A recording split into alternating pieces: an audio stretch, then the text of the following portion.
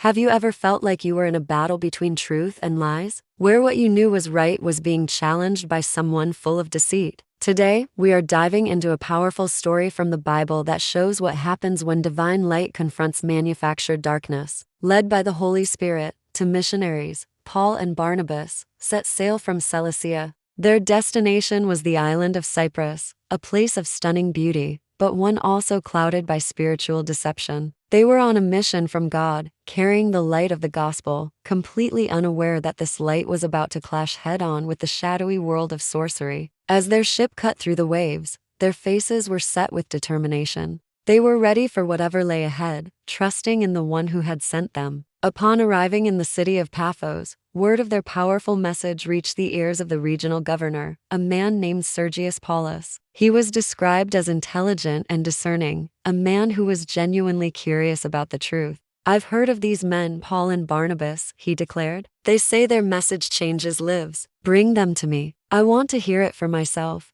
But not everyone in the governor's court was pleased. Lurking in the shadows was a man named Barnabas, also known as Elymas. He was a Jewish sorcerer and a false prophet who had the governor's ear. He had built his influence on lies and manipulation, and he knew that if Sergius Paulus heard the real truth, his power would crumble. "If they speak, my influence dies," he muttered to himself. "I must stop them before they reach him." A few moments later, Paul and Barnabas were ushered into the governor's hall. The air grew thick with tension as they stood before Sergius Paulus. Barnabas, with his characteristic warmth, began, "Governor Sergius, we come to bring you good news, the truth that brings light and freedom to every heart." The governor leaned forward, his curiosity piqued. "I have heard many things from many people," he said. "Tell me, what makes your message different from all the others?" But before Paul could even begin to answer, Elymas the sorcerer stepped forward, his voice dripping with arrogance. "My lord,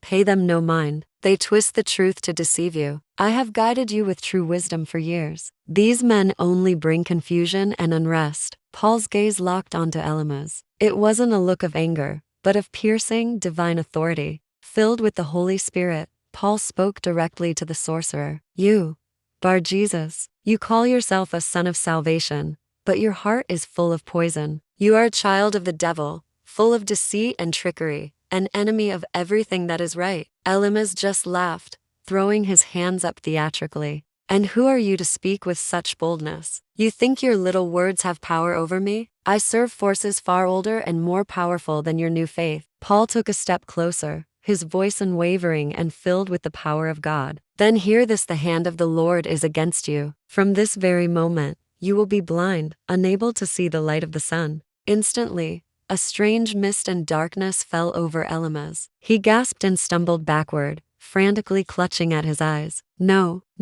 I can't see," he screamed in terror. "It's all darkness. Someone help me, lead me by the hand." As servants rushed to steady the now helpless sorcerer, Governor Sergius Paulus rose from his seat, completely astonished. He was in awe. "What manner of power is this?" he exclaimed. "This is not the work of men. This is the power of the living God." In that moment, seeing the undeniable power that accompanied the teaching of the Lord, Sergius Paulus believed. He understood that no lie, no trickery, and no dark art could ever stand against the pure, undeniable light of God's truth. As the sun began to set, casting golden and crimson hues across the sky, Paul and Barnabas walked away from the court. The wind blew softly around them. Barnabas looked at his friend, still amazed. "Paul, the power that rests upon you is incredible. Even the proud and arrogant are humbled before the Spirit of God." Paul smiled faintly, his eyes on the horizon. "It's not my power, Barnabas," he replied. "It is the Lord's, and wherever darkness tries to rise, His truth will always conquer it." This incredible encounter teaches us so much. First, the truth of God isn't just a collection of nice words. It carries real, life-changing power.